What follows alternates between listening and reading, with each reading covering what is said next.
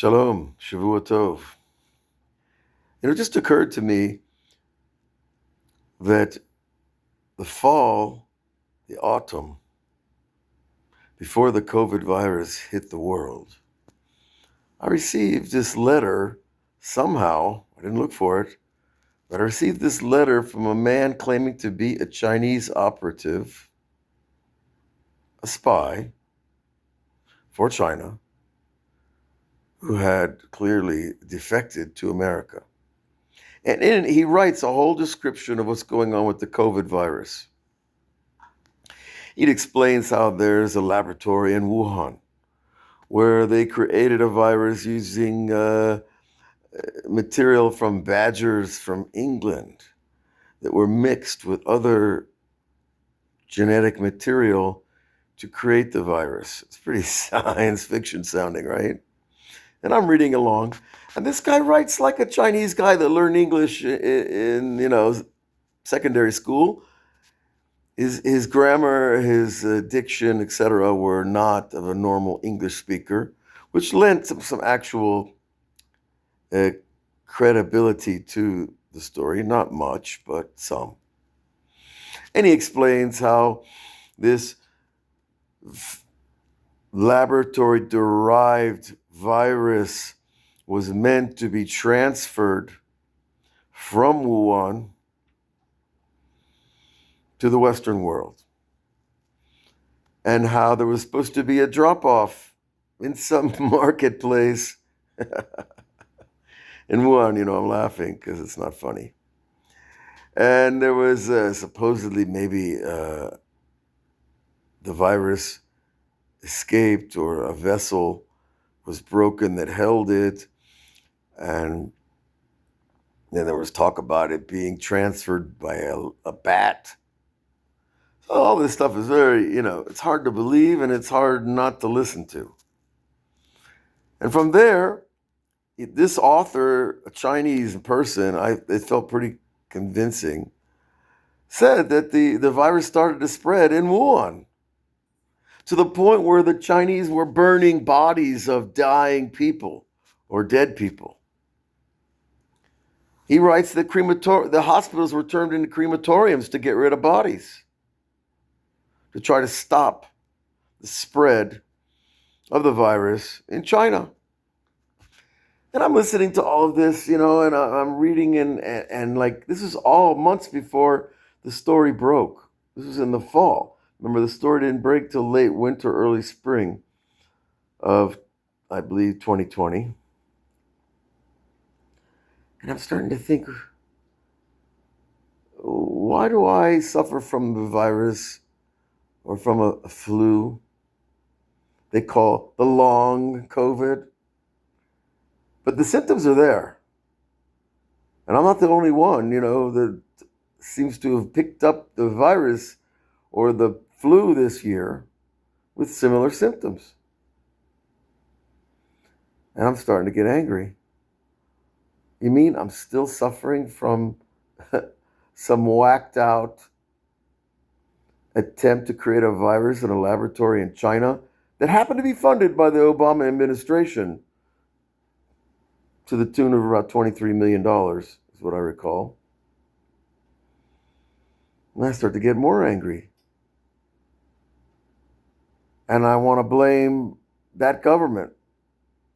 And I want to blame some professor at Harvard who was working with the scientists in Wuhan. And I want to blame my government, the United States government, for the collusion with the Chinese government, or at least a part of it. And I want to blame and blame and blame. So what do you do at the end of the day? Just keep blaming and then sleep well at night? I'm not convinced that you're going to sleep well when you're blaming giant, bureaucratic entities. But what's the truth? Where does a person stop to blame and sleep well at night? Well, we arrive at a metaphysical equation That everything comes from God, and therefore, whether it's good or bad, it's the right thing to happen at any given time. I'm clearly a religious person and believe in the absolute rulership of the King of the universe. But at the same time, we got all these these players. We don't know who's writing all the checks, but there's all these players in this incident called the spread of the Wuhan virus. Until you see online statistics of how many people died from the virus and how many people are still getting sick, where does it end?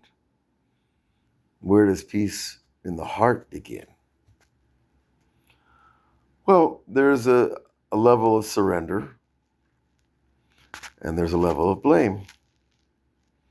And the two are at the war in the middle of the heart of every person. Do I blame? Then I have to deal with the negativity of that energy, of that emotion. Or do I surrender and deal with the sense of futility and the sense of helplessness that engenders such claims? Until I expand my lens far enough, wide enough, to see this is exactly what humanity brought on itself. And I can't blame God. I can't blame Americans. I can't blame just Chinese. I can't blame just the CIA. I can't blame just anybody. So why bother blaming? Well, to get justice. Is justice going to help the 23 million that died from corona? If they put all the people that were behind the National Institutes of Health that promoted the virus vaccine, and well, now I remember seeing my father who died recently, peace be on him. His vaccine record book had 7 entries in the last 2 years. He's an 88-year-old man. What's he getting 7 vaccines for? How many vaccines can a body take before the vaccine becomes what it is in a macro level, the destroyer of anybody's system? So now I have a new thing to blame and a new thing to forgive and a new thing to accept and a new thing to surrender to.